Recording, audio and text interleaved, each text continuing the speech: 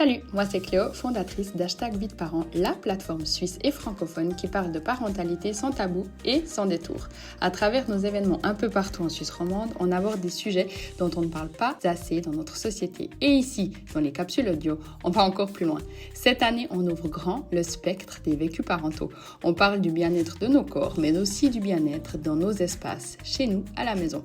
On parle d'expatriation, de rapatriement et de ce que ces allers-retours créent en nous.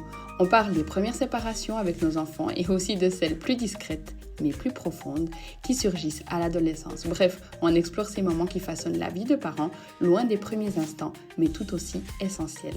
Dans ces capsules, tu vas entendre des récits de mamans et de papas qui, comme toi et moi, font des décisions, ont des doutes, ont des éclats de lucidité, des virages, des craquages ou des reconstructions. Grâce à un format court et facile à écouter, ces capsules t'invitent à entrer dans la tête et le cœur d'un autre parent, parce que partager, c'est déjà grandir ensemble. Et si tu veux aller plus loin, découvrir d'autres témoignages ou explorer une thématique en profondeur, je te recommande aussi le podcast Parenthood, animé par la douce voix d'Amna, un incontournable en Suisse romande.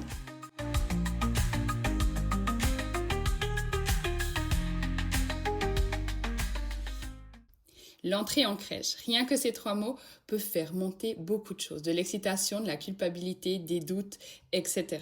Alors, dans cette capsule, j'ai eu envie d'inviter une professionnelle de la crèche KidsCare, quelqu'un sur le terrain, au quotidien, qui est avec nos enfants, pour démêler le vrai du faux, pour parler d'adaptation, d'attachement, de séparation, sans dramatiser, mais sans minimiser non plus. Un échange concret, nuancé, rassurant, pour remettre un peu de clarté là où il y a souvent beaucoup de projections. Parce que l'entrée en crèche, ce n'est pas une épreuve à réussir ou à rater, c'est une étape dans la vie de parents et de nos enfants. Et plus on la comprend, plus on peut la vivre sereinement.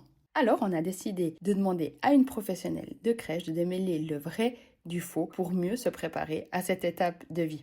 Merci au réseau de crèches KidsCare qui ont décidé de soutenir nos capsules audio cette année. Et parce que la vie de parent est justement faite de plein de ces petites étapes, comme par exemple l'entrée en crèche, parfois tu as besoin d'être accompagné.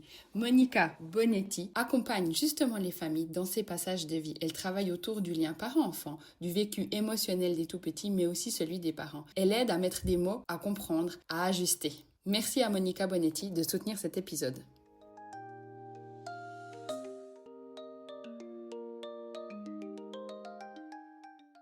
Bonjour, je m'appelle Victoire, je suis éducatrice et également adjointe de direction à la crèche KidsCare du Mont-sur-Lausanne.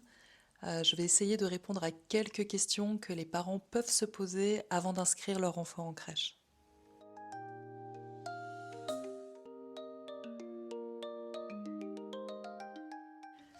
Alors, lors des premiers jours de crèche, chaque enfant vit la séparation vraiment à sa manière.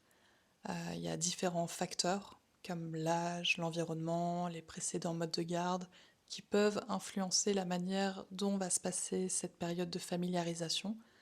Mais en tout cas, on observe que pour les bébés de 3 à 10 mois, les séparations, elles se font quand même plus simplement parce que son système d'attachement, il est encore en construction. Donc en fait, l'enfant, il ne va pas réellement se questionner sur ce que Piaget appelle la permanence de l'objet. C'est la notion que en fait, la personne, elle continue d'exister quand elle disparaît. Donc pour le bébé, quand le parent sort de son champ de vision, c'est comme s'il n'était plus là, donc c'est pas encore vécu comme une perte. Le bébé, par contre, il va ressentir du confort ou de l'inconfort, mais pas encore de l'angoisse de l'absence. C'est pour ça que certains bébés peuvent sembler indifférents quand un parent s'en va. Et en réalité, c'est surtout les parents qui peuvent ressentir du stress et le transmettre indirectement à leur enfant. Par contre, vers l'âge de 9-10 mois, c'est là que l'angoisse de séparation peut commencer. Donc en fait, les crèches proposent toujours une période d'adaptation ou de familiarisation. Et chez KidsCare, nos périodes de familiarisation, elles sont justement pensées pour répondre aux besoins des enfants, mais aussi aux besoins des parents. Donc nous, on a mis en place dans chaque secteur un système de référence qui permet aux familles d'avoir un éducateur donc référent pour les accompagner pendant cette période, récolter toutes les informations nécessaires sur le rythme de vie et les habitudes de l'enfant, répondre aux questions et aux doutes, et surtout être avec eux tout le long de cette période. Cette période, elle se déroule généralement sur une semaine, Et en fait, ça permet à l'enfant de voir petit à petit les différents moments de la journée. Et si besoin, il y a toujours la possibilité de la prolonger si les parents ou l'enfant en ressentent le besoin. En tout cas, les équipes, elles travaillent en collaboration avec eux pour trouver des solutions comme des rituels, des petits objets transitionnels, comme un doudou ou un album photo, pour vraiment accompagner l'enfant dans ses émotions et l'aider à trouver du plaisir petit à petit à être dans la collectivité.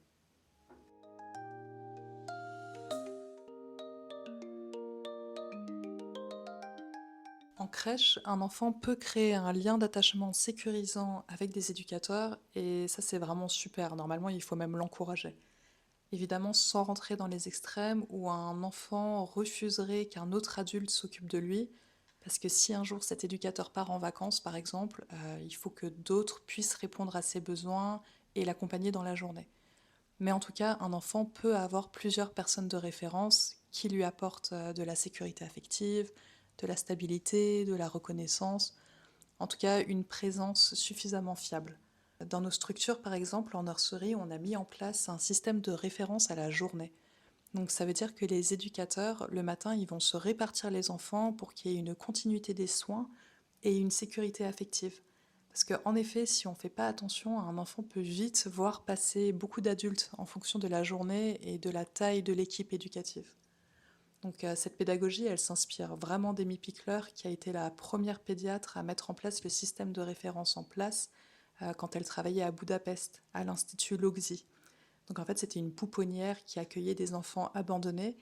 Et en fait, avant, les soins apportés aux enfants étaient semblables à du travail à la chaîne. L'échange et les repas, par exemple, étaient faits les uns après les autres de manière peu empathique. Donc, dans nos crèches, avec ce système, les éducateurs peuvent créer du lien avec tous les enfants et observer leur développement.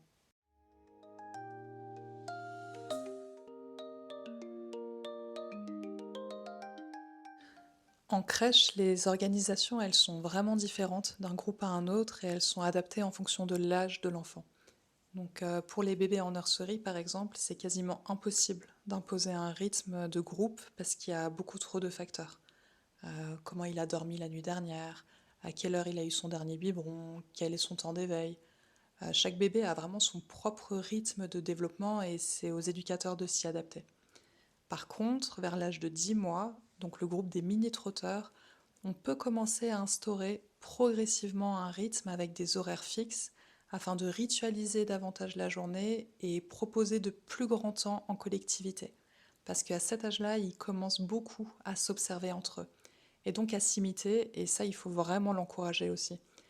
Par exemple, un petit de 10 mois qui va manger avec des enfants de 18 mois, il va les observer et il va les imiter. Donc il va vouloir commencer à tenir sa cuillère tout seul, il va vouloir goûter de nouveaux aliments, et par l'imitation, il va même commencer petit à petit à intégrer certains codes sociaux.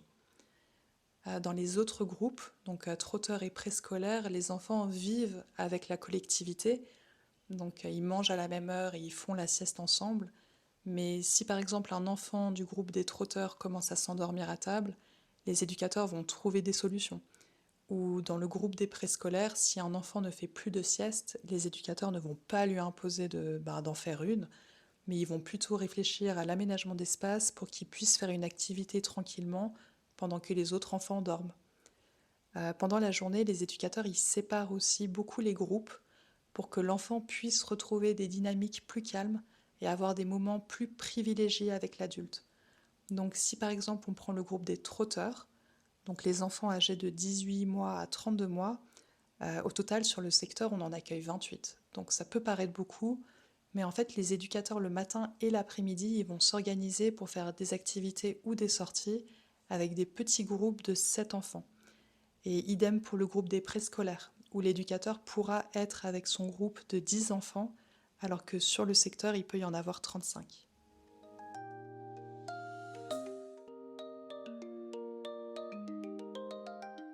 Pendant la journée, les professionnels font vraiment de leur mieux pour consoler un enfant qui pourrait en avoir besoin. Ça fait vraiment partie d'une des missions principales d'un éducateur, accompagner en collectivité l'enfant dans son individualité, et donc de l'accompagner dans ses émotions. C'est une partie intégrante de notre projet pédagogique parce que dans la journée, il peut y avoir des moments de transition. On change d'activité, on range un peu la salle, on fait des changes. En fait, ce sont des moments inévitables dans une journée qui peuvent procurer du stress et des angoisses pour beaucoup d'enfants. Donc on essaye de mettre en place ce qu'on appelle la position phare. Donc pendant qu'un adulte est occupé, un éducateur va se charger d'incarner cette posture. Donc le plus souvent, il est assis au sol, à un endroit stratégique où en fait il aura un champ de vision sur toute la salle et sur normalement tous les enfants.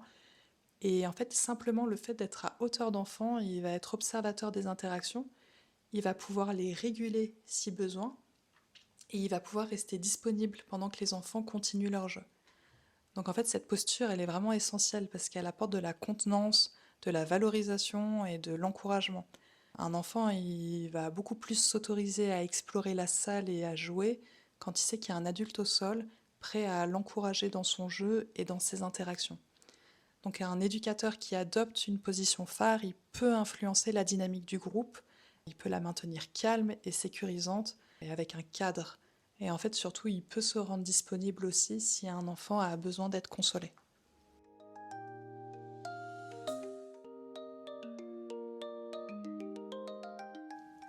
La crèche, elle a vraiment pour mission de soutenir le développement émotionnel d'un enfant autant que son développement moteur et cognitif.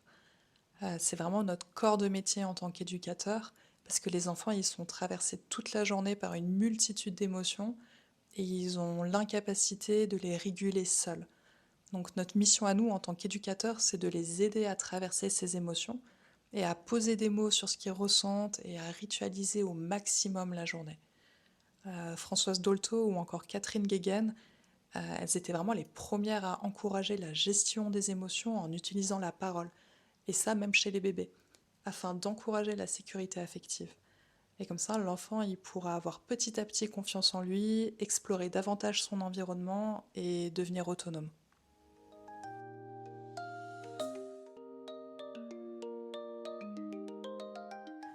En général, d'une structure à une autre, les organisations peuvent sembler similaires, mais en fait, chaque crèche est vraiment unique de par son projet pédagogique.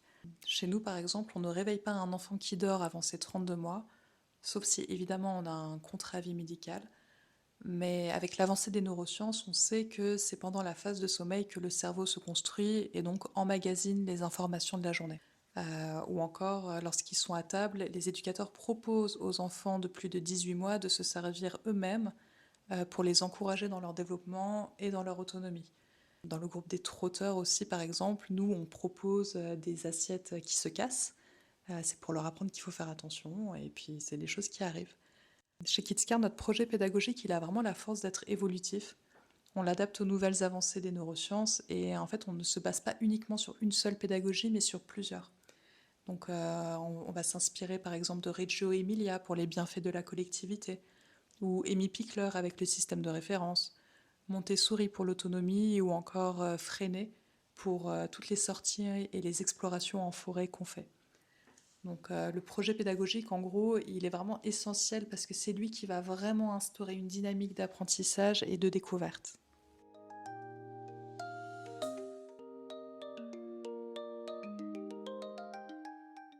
Les doutes et les émotions des parents, au même titre que celles des enfants, sont vraiment à écouter, à prendre en considération et à accompagner au quotidien.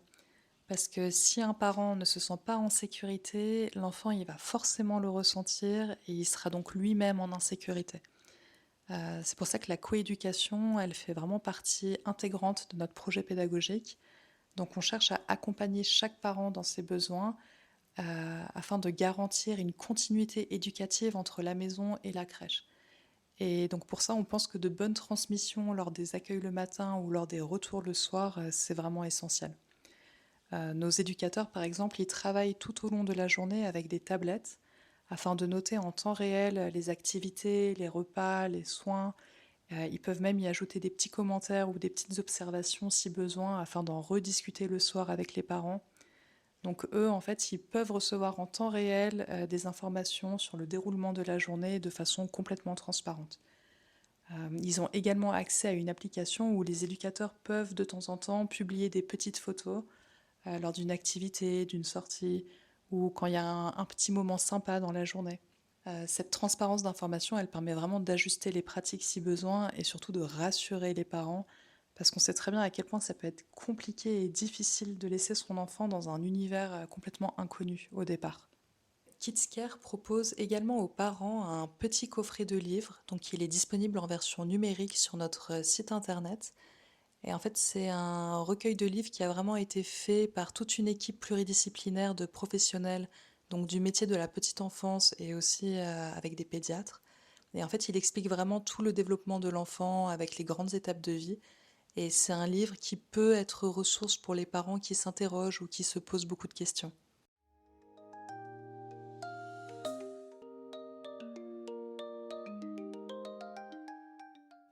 En amenant leur enfant à la crèche, les parents ont quelques petites choses à prévoir et à fournir. Donc ça peut être des habits de rechange ou des affaires adaptées aux saisons.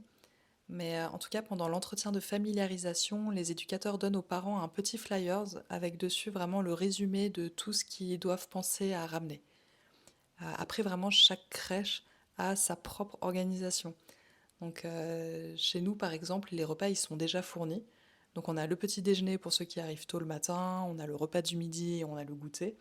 Et on propose également ce qu'on appelle la formule all-inclusive. Donc c'est nous qui fournissons le lait en poudre et les couches. On sait que cette formule, elle permet de faciliter un peu la logistique pour les parents parce que l'organisation, elle peut vite devenir assez complexe et on le comprend tout à fait.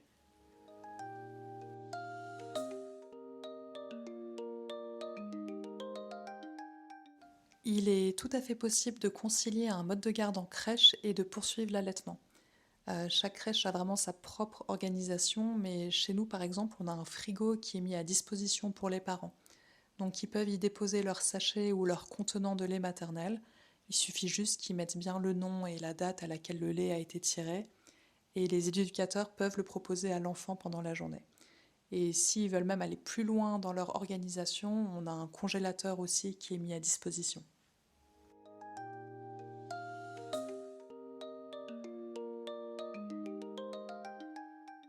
Une fois l'enfant déposé à la crèche, les parents, ils ont encore évidemment un rôle à jouer. C'est pour ça que vraiment la coéducation au quotidien, elle est primordiale pour nous. Et on organise aussi des petits événements dans l'année. Donc ça peut être la fête de l'hiver ou la fête de l'été. Donc ça s'apparente à des kermesses et c'est vraiment l'occasion pour les parents de se rencontrer entre eux, d'échanger et de discuter avec les éducateurs dans un tout autre contexte. On a aussi la réunion des parents, donc on propose aux parents de venir à la crèche un soir, mais cette fois sans enfants, et les équipes préparent des sujets pédagogiques qu'on va aborder tout le long de la soirée. Au lieu de faire la fête des mères et la fête des pères, on a aussi décidé qu'à la place, on organiserait la semaine des parents. Donc là, ils sont encore plus les bienvenus pour faire des activités ou des sorties avec les enfants pendant la semaine. Dans la même dynamique, on propose aussi la semaine des grands-parents. Donc ça permet vraiment à l'enfant de faire découvrir son environnement et de partager des moments privilégiés avec ses grands-parents. Et généralement, ils sont trop contents. Et enfin, on organise la nuit à la crèche. Donc ça, c'est vraiment pour le groupe des préscolaires. C'est pour féliciter les futurs écoliers et aussi les féliciter de la fin du cycle de la crèche. Et donc si les parents sont d'accord et que l'enfant le souhaite, il peut rester dormir à la crèche. Donc généralement, il y a une boum qui est organisée, il y a une soirée pizza, et normalement vers 21 heures, tous les enfants vont se coucher. Les éducateurs restent évidemment présents tout le long de la soirée et de la nuit avec eux. Et le lendemain, on a un petit brunch qui est organisé afin que les parents puissent récupérer leur enfant et symboliquement aussi avoir un dernier moment de festivité avec leur enfant et les éducateurs à la crèche. Trouver une crèche, c'est pas juste trouver une place, c'est décider à qui tu confies ton enfant, tous les jours ou presque. Alors ce qui compte vraiment pour moi, ce sont les détails. Chez Kids Care, justement, c'est ces détails qui font la différence. Des repas bio, des couches fournies, du lait fourni. Tu dois penser à rien d'autre qu'à toi et ton enfant. Les crèches Kids Care travaillent avec des partenaires suisses qui font attention à ce qu'ils utilisent, qui font attention à ce qu'ils donnent à nos enfants. Chez Kids Care, on ne parle pas juste marketing, on parle bien-être de nos enfants. Les groupes d'ailleurs sont à taille humaine, les adultes sont présents, stables, parlent plusieurs langues et tous les groupes sortent plusieurs fois par jour, peu importe la météo. Alors si toi aussi tu es à la recherche d'une crèche, regarde en lien, tu trouveras toutes les informations nécessaires. Cette capsule audio d'Hashtag Vie de Parents a été réalisée par moi, Chloriana Quadra, et éditée avec soin par Amna Aounala. Si cette histoire t'a touché, fait réfléchir ou simplement accompagné dans ton quotidien, partage-la autour de toi et laisse-nous un petit cœur en commentaire. C'est ce qui permet aux capsules de voyager encore plus loin. Et si toi aussi tu as un moment de vie de parents à raconter, une situation, une émotion, un choix, un tournant, alors écris-nous. Les capsules audio existent grâce à vos voix. À très bientôt ici sur les réseaux ou l'un de nos événements quelque part en Suisse romande. Ciao amis parents!